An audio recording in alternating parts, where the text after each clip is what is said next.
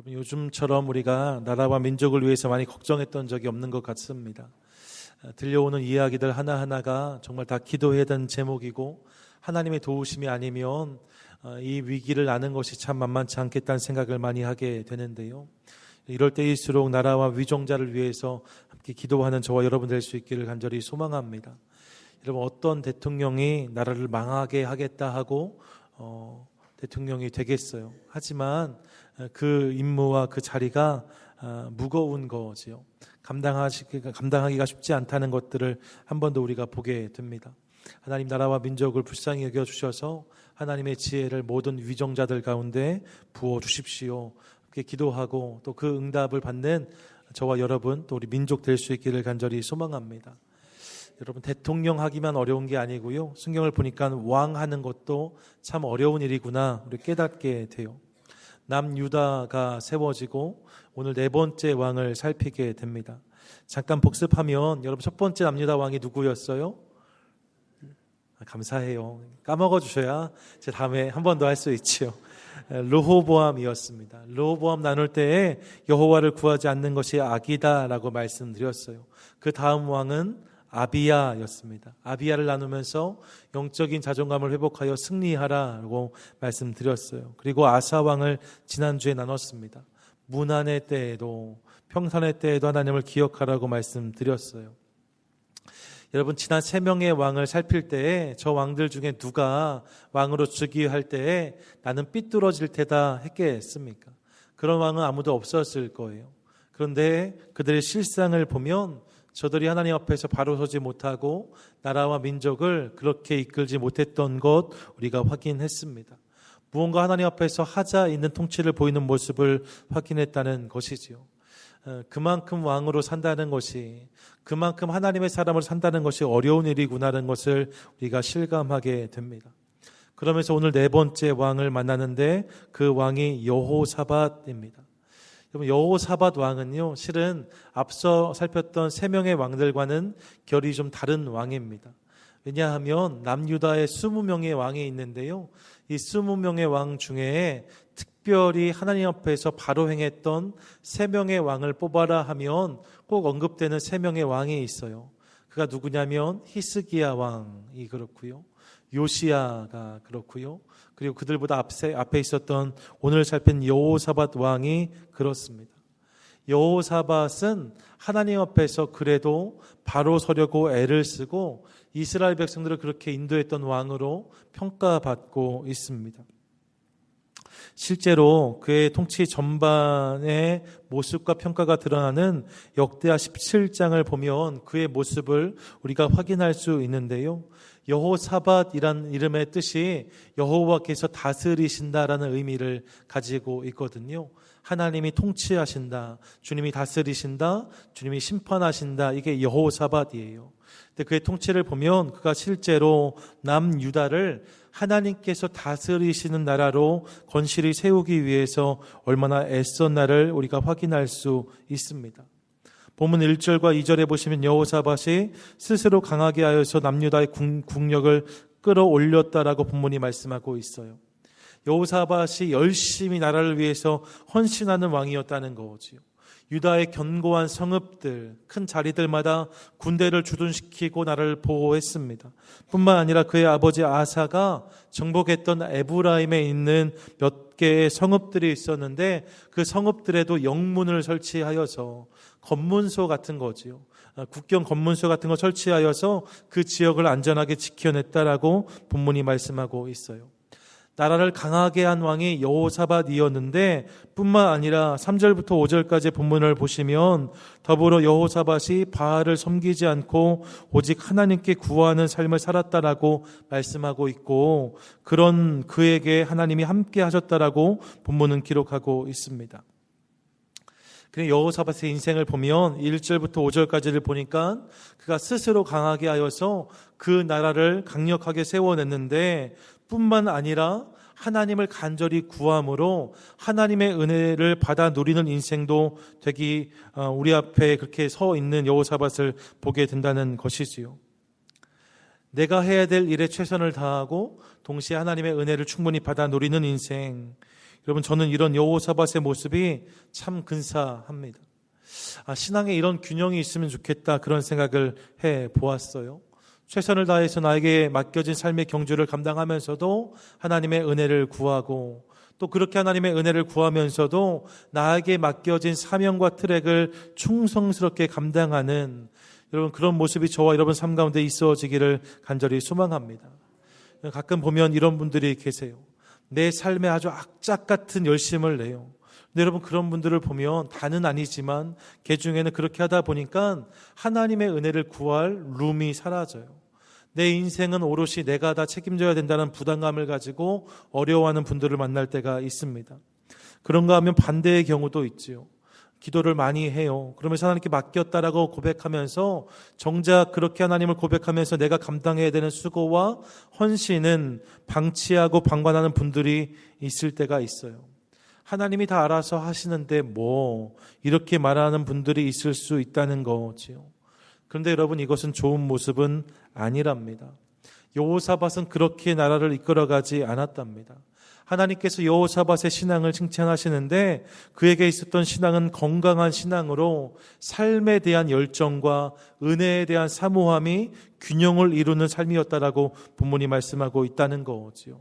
전 저와 여러분 삶 가운데 이 균형이 자리하게 되기를 간절히 소망합니다. 더불어 이어지는 본문 6절부터를 보면 이제 그가 그 신앙 안에서 한 일들이 소개되고 있는데 6절 말씀 같이 한번 읽어볼까요? 본문 6절입니다. 함께 읽겠습니다. 시작. 그가 전심으로 여호와의 길을 걸어 산당들과 아세라 목상들도 유다에서 제거하였더라. 아멘. 이게 그가 신앙으로 하나님께 반응하고 전심으로 하나님을 구했는데 그 구체적인 행위가 무엇이었는가? 그 땅에서 산당들과 아세라 목상을 제거하는 것이었다라고 본문은 말씀하고 있어요. 사실 여러분, 이스라엘 백성들이 이 가나안 땅에 들어온 다음부터 그들에게 있어서 가장 큰 영적인 적은 바알과 아세라, 이 이방 신들과 우상들이었습니다.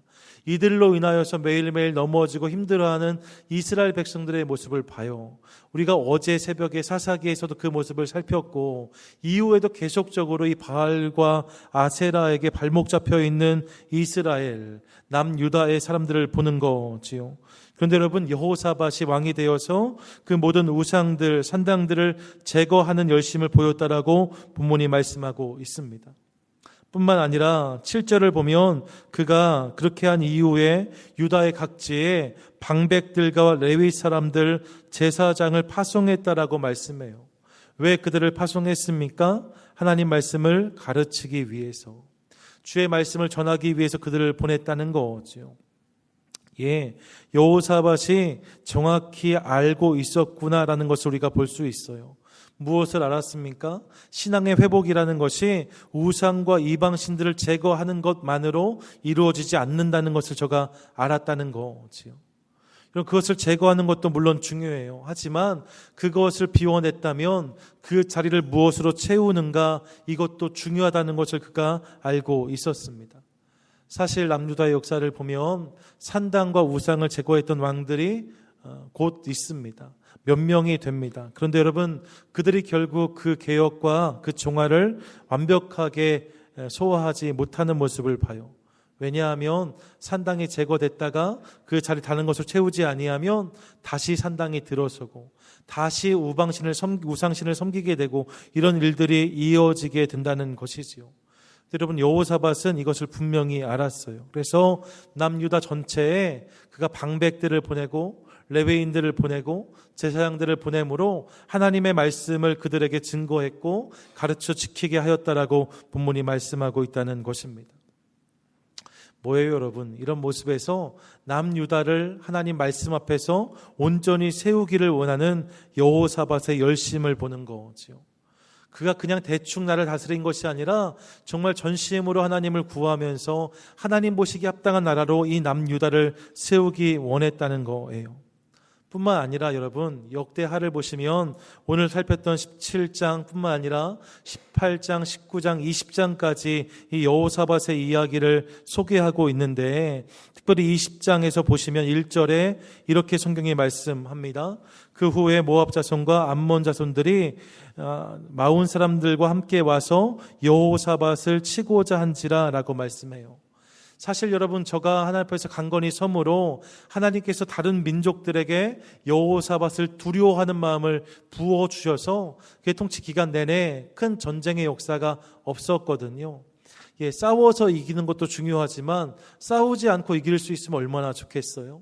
그런 은혜가 계속 있었다는 거예요. 그러다가 20장에 들어섰을 때에 이 모압과 암몬 자손들, 요단 동편에 있던 자들이 여호사밧을 치려고 연합군을 조성하여서 쳐들어왔습니다. 여러분 요단 동쪽에 있는 민족들이 연합군을 만든 거니까 그들이 꽤 강력한 상대였겠지요. 하지만 여러분 남유다도 실은 만만치 않은 군대를 보유하고 있었습니다. 오늘 함께 읽었던 17장 본문 그 밑에까지를 보시면 남유다가 가지고 있었던 강력한 군사력에 대해서 성경은 소개하고 있어요. 장수들에게 주어졌던 수십만의 수만의 병사들을 일일이 나열하고 있습니다. 그만큼 저가 남유다의 강력한 군대와 군사력을 일궈냈다는 거지요. 그런 군사와 군사력이 있는 남유다가 맞이하는 적군이에요. 그럼 얼마든지 한번 싸워보자 할 수 있습니다. 한번 붙어보자 할 수 있습니다. 이제 왔으니 우리 한번 결판을 내보자 이렇게 할 수 있었다는 거지요. 그런데 여러분 성경을 보시면 여호사밧이 어떻게 반응합니까? 저가 자신의 힘을 의지하지 않아요. 분명히 강한 군대가 있었는데 주님 저에게는 의지할 군대가 없습니다라고 말합니다. 제가 소망을 둘 곳이 없습니다라고 말해요. 그러면서 유다 전역에 금식을 선포하고 하나님의 도우심을 구하면서 그 유명한 고백이요. 주만 바라봅니다. 하나님 주만 바라봅니다. 이런 고백을 드렸다는 것이지요. 여호사밧이 그런 믿음의 사람이었다는 거예요. 내가 의지할 곳이 없어서가 아니에요. 실은 의지할 곳이 있어요. 군대도 있습니다. 군사력도 있습니다. 남유다의 국력도 꽤 많이 올라왔습니다. 그런데 여호사밧이 그런 것들을 의지하지 않고 주님만 바라봅니다 고백하는 모습으로 주님 앞에 섰다는 것이지요. 하나님께서 그런 그의 믿음을 기쁘게 받으셨고 이 전쟁을 승리케 하셨다라고 20장의 본문은 우리에게 말씀하고 있어요. 결국 무엇을 말씀드리는 거냐? 여러분 여호사밧이 참 좋은 왕이었다는 거예요.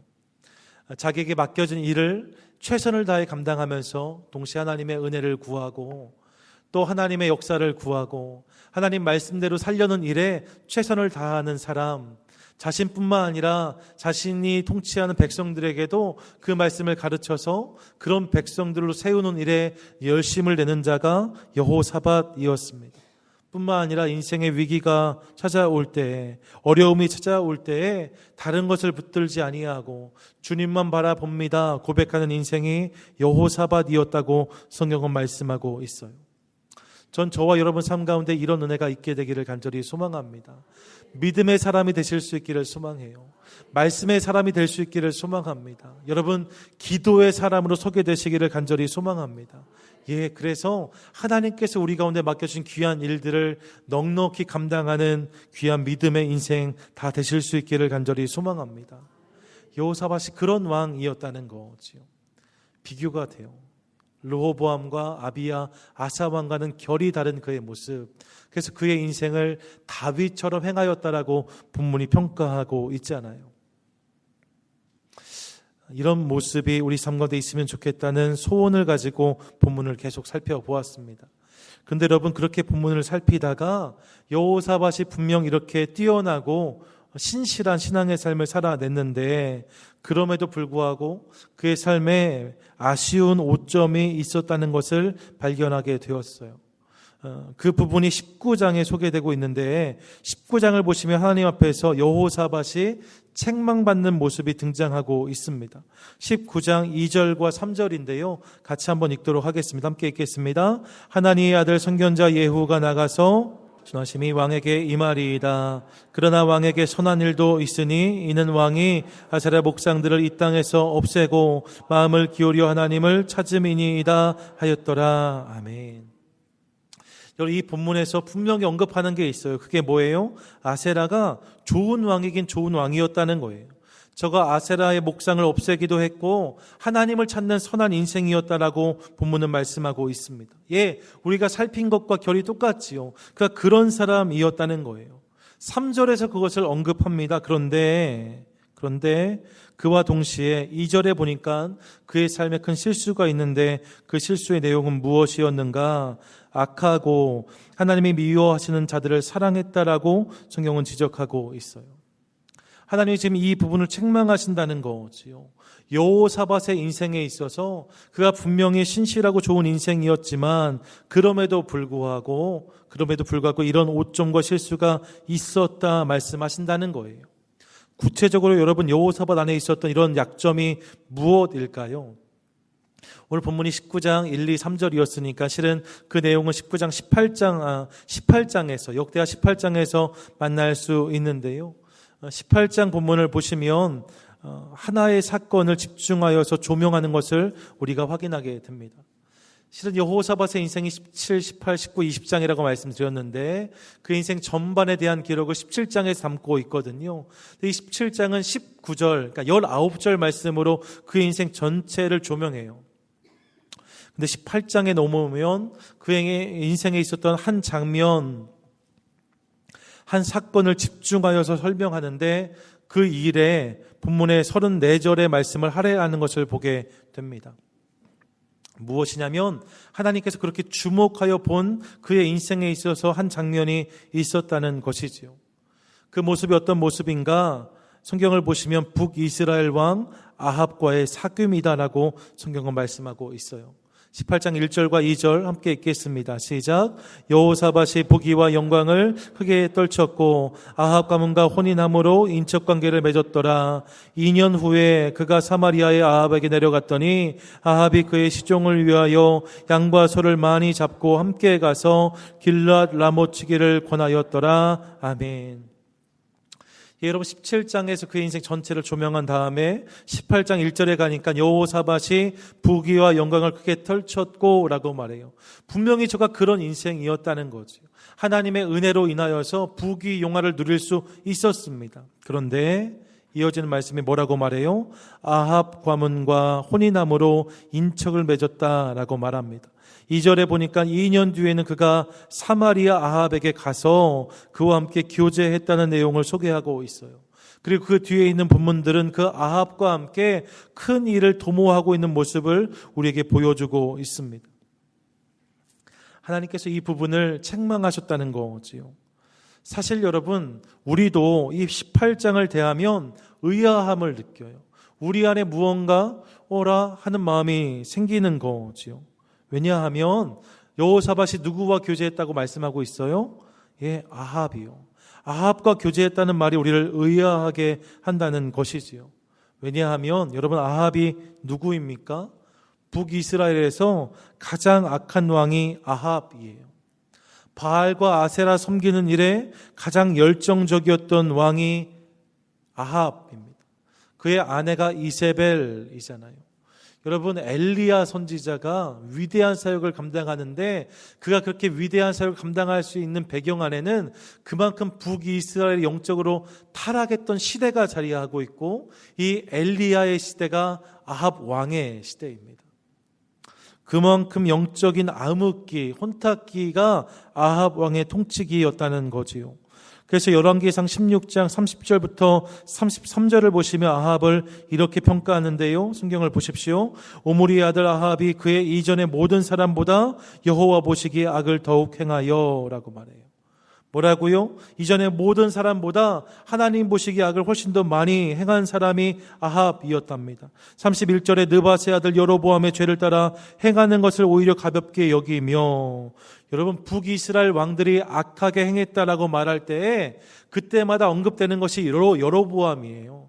그럼 이렇게 말하거든요. 저가 여로보암의 길로 행하였다, 여로보암을 따라 행하였다라고 말해요. 그러니까 북이스라엘에서 가장 악한 존재를 생각하면 여로보암을 떠올렸는데, 지금 본문이 무엇을 말합니까? 여로보암의 죄는 가벼운 거였대요. 그만큼 아합이 악한 왕이었다는 거지요. 시돈 사람의 왕 엣바알의 딸 이세벨을 아내로 삼고 가서 바알을 섬겨 예배하고, 예, 여러분, 시돈 사람 바알을 섬기는 왕이에요. 그의 딸 이세벨을 아내로 삼아서 바알과 함께 섬겼다라고 말씀합니다. 32절에 사마리아에 건축한 바알의 신전 안에 바알을 위하여 제단을 쌓으며, 33절 또 아세라상을 만들었으니 이는 그 이전에 이스라엘의 모든 왕보다 심히 이스라엘 하나님 여호와를 노하시게 하였더라 라고 말씀하고 있어요. 이게 누구에 대한 평가라고요? 아합에 대한 평가라고요. 이전의 모든 사람보다 악을 더욱 행한 자, 그 이전의 모든 왕보다 더욱더 하나님을 노하게 한 자, 그가 바로 아합이었다는 거지요. 아합이 그런 자였는데 문제는 뭐예요? 지금 그 아합이 누구와 교제하고 있습니까? 여호사밧과 교제하고 있다는 거지요. 반대로 말하면 여호사밧이 아합과 연합하고, 여호사밧이 아합과 사돈을 맺고, 여호사밧이 그 아합과 교제하는 것을 즐거워했다는 거예요. 여러분, 여호사밧이 몰라서 그랬을까요? 아합이 어떤 존재인지 몰라서 그랬을까? 여러분, 그렇지 않습니다. 북이스라엘과 남유다의 관계는 서로가 서로를 모를 수가 없어요. 늘 여러 가지 소식이 서로 간에 왕래하였습니다. 서로의 정세에 대해서도 촉각을 곤두세우는 것이 이 두 나라의 모습이었어요. 뿐만 아니라 18장에서 여호사밧과 아합이 함께 있는 장면에서 아합이 하나님을 얼마나 경외하지 않는지 그 모습이 여실히 다 보여지고 있거든요. 18장을 함께 했던 여호사밧이 그 장면만 함께 해도 아합이 어떤 사람이구나 충분히 알 수 있었을 것이라는 것입니다.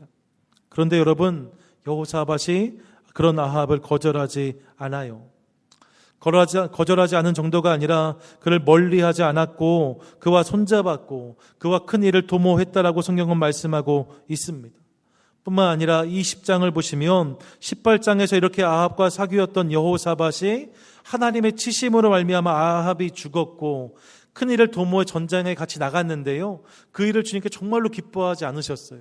그래서 하나님이 치셔서 아합은 죽었고 여호사밧이 간신히 살아왔는데, 그 이후로 살아와서 함께 읽었던 말씀이 19장 1, 2, 3절이었고요 그 이후로 주님 앞에서 반드시 살려고 애를 쓰는 모습을 보이다가 그의 인생의 마지막 장면이 20장 34절에 이렇게 말씀하는데, 이외에 여호사밧의 시종 행적은 하나니의 아들 예후의 길에 다 기록되었고 그 글은 이스라엘 열왕기에 올랐더라.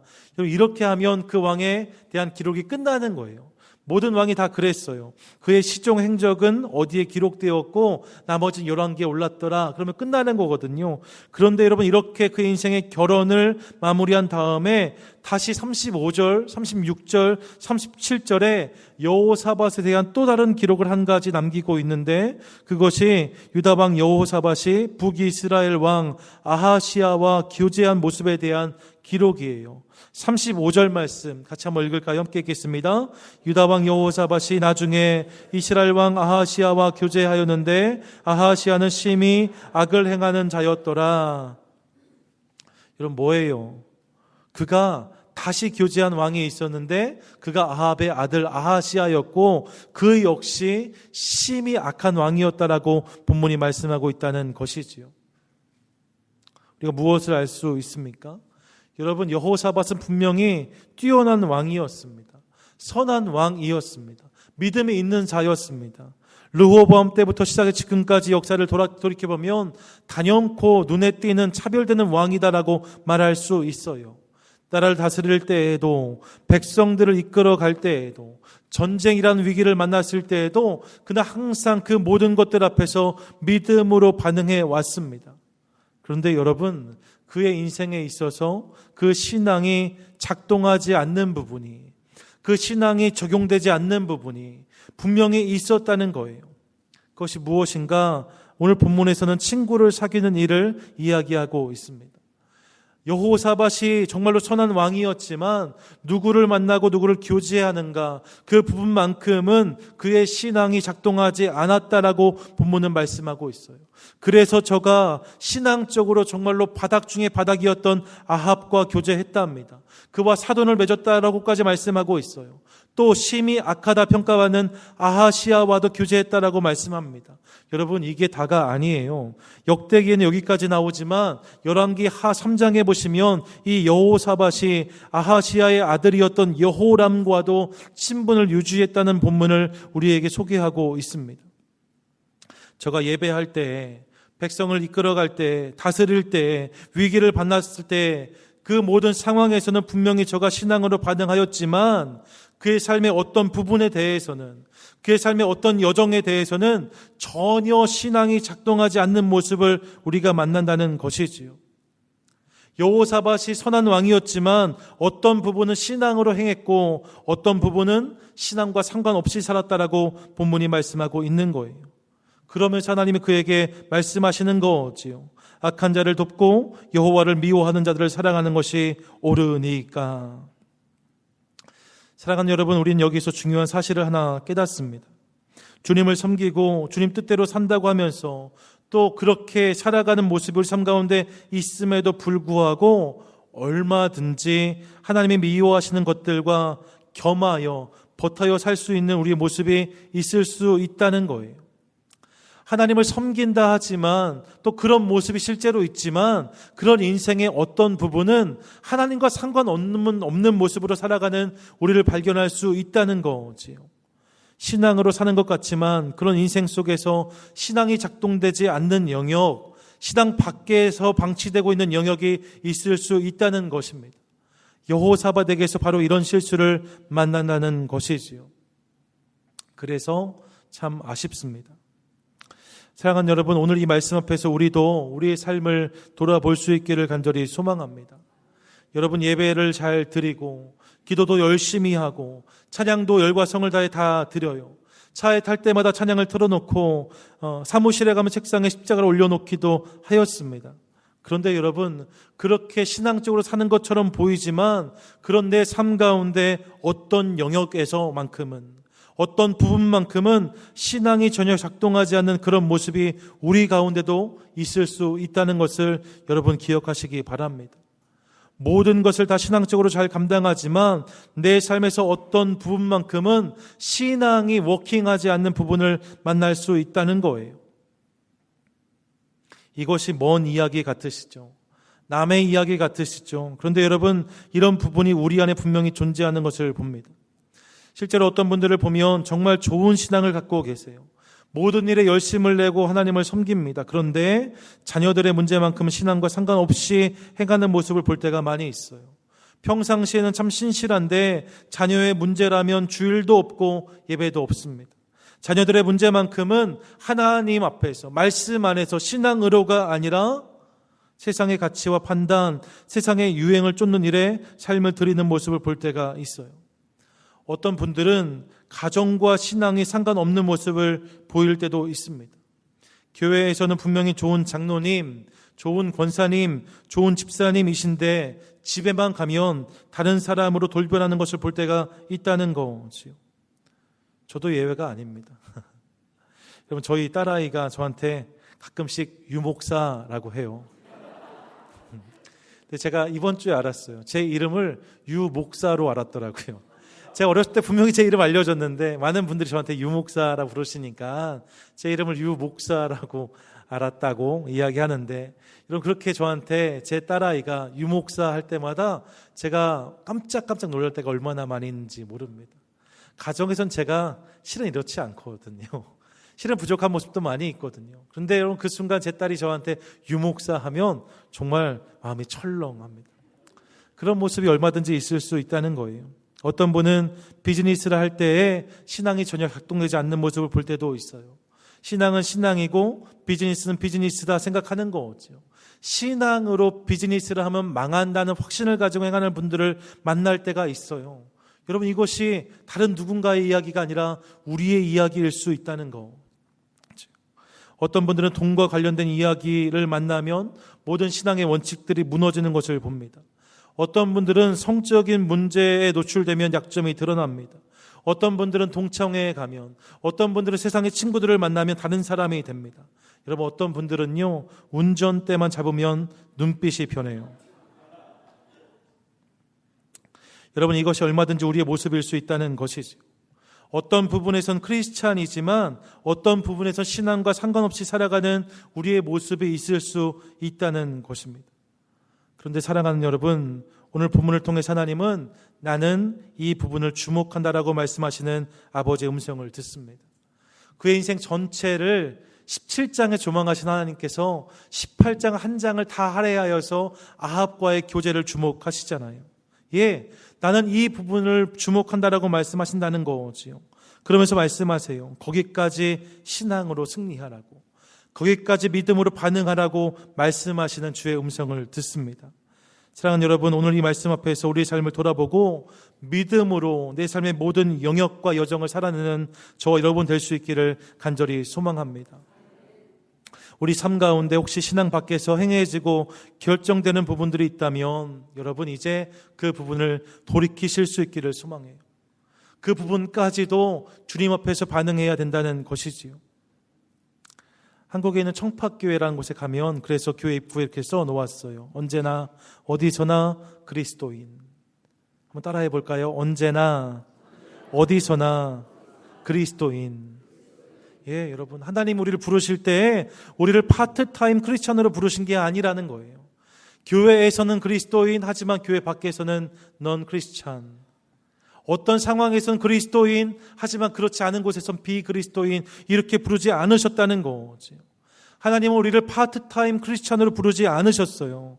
하나님 우리 모두를 풀타임 크리스찬으로 부르신 것을 여러분 기억하시기 바랍니다. 하나님이 우리를 풀타임 크리스찬으로 불러주셨다는 거지요. 그리고 우리가 이렇게 풀타임으로 주님께 반응하며 나아갈 때에 하나님 우리 인생 가운데 파트타임의 하나님이 아니라 풀타임의 하나님으로 역사하실 줄로 믿습니다. 내 삶의 모든 여정에, 내 삶의 모든 영역에서 우리가 하나님을 보게 될 것이라는 거지요. 사랑하는 여러분, 그러므로 오늘 이 시간 우리 삶 가운데 돌이킴의 은혜가 임하게 되기를 간절히 소망합니다. 여러분, 사실 저는 잘 몰라요. 여러분이 여러분 삶 가운데 신앙 밖의 영역으로 무엇을 두고 있는지, 어떤 자리에 들어갔을 때, 어떤 상황에 처했을 때 신앙으로 반응하지 못하는지 저는 모릅니다. 다 아는 것처럼 쳐다보지만 하나도 몰라요. 그러니까 저를 두려워하실 필요는 없습니다. 하지만 여러분은 아세요. 여러분 자신은 아십니다. 내가 어떤 상황에서 신앙으로 반응하지 못하는지 여러분은 아세요. 어떤 부분이 내가 신앙으로 세워지지 못한 부분인지 나는 알아요. 그리고 여러분, 주님이 아십니다. 그 주님이 오늘 요구하세요. 거기까지라고요. 거기까지 신앙으로 채우라고, 거기까지 믿음으로 반응하라고 말씀하신다는 거지요. 예, 오늘 말씀의 제목이요. 함께 따라 하겠습니다. 신앙이 내 삶 전체에서 작동케 하라. 한 번 더요. 신앙이 내 삶 전체에서 작동케 하라. 여러분, 이 은혜가 우리 삶 가운데 임하게 되기를 간절히 소망합니다. 하나님을 신실하게 섬겼지만 사람을 사귀는 문제만큼은 믿음으로 반응하지 못했던 여호사밧, 아합과의 교제, 하나님 그 일을 책망하세요. 우리에게도 그런 부분이 있을 수 있습니다. 근데 하나님께서 돌이키라고 말씀하세요. 내 삶 전체에 나의 믿음이 작동하기를 원하십니다. 내 삶 전체에 내 신앙이 워킹하기를 원하십니다. 파트타임 크리스찬이 아니라 풀타임 크리스찬으로 주님 앞에 서기를 원하신다는 거지요. 이 주님 앞에서 주님, 내 삶 전체에 주님을 초대합니다. 하나님 역사해 주시고 삶의 구석구석에서 하나님께서 영광 받으시는 삶을 살아내는 우리 모두만 되게 하여 주시옵소서. 함께 구하고 응답받는 저와 여러분 될 수 있기를 간절히 소망합니다. 여러분, 이 은혜를 위해서 함께 성령 하나님을 구하도록 하겠습니다. 우리 힘으로는 되지 않아요. 그거 저도 잘 알고 있습니다. 오늘 결심하지만 내일 넘어집니다. 오늘 결단하지만 내일 부서집니다. 그게 우리의 모습입니다. 그런데 여러분, 우리가 풀타임 크리스찬으로 살기를 결단하고 성령 하나님을 구하며 나아갈 때에 그분이 우리 삶 가운데 놀라운 역사를 드러내 주실 줄로 믿습니다. 한 가지 말씀만 드리고 말씀 마치는데, 우리가 성결교회잖아요. 성결교회의 믿음의 위대한 영웅들 중에 빼놓을 수 없는 분이 이성봉 목사님이세요. 제가 전에 뵀더니 저희 김영민 장로님도 이성봉 목사님 집회에서 은혜를 받으셨었다고 말씀하시는데, 정말로 한국의 무디, 동양의 무디라 불렸던 탁월한 목사님이셨거든요. 위대한 사역들을 감당했어요. 그런데 여러분, 그 이성봉 목사님이 길을 가실 때마다 늘 주먹을 꼭 쥔 것도 아니고 편 것도 아니고 반쯤 쥐고 다녔다는 거죠. 그것을 의아하게 여긴 분들이, 목사님 왜 손을 그렇게 핀 것도 아니고 쥔 것도 아니고 왜 그렇게 하고 다니세요? 제 손을 너무 집중해 보지 마세요. 왜 그렇게 하고 다니세요? 이렇게 물으니까 이성봉 목사님 뭐라고 말씀하셨더라고요?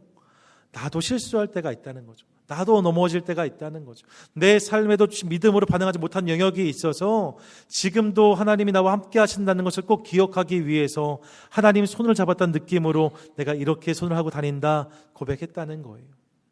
언제나 어디서나 그리스도인.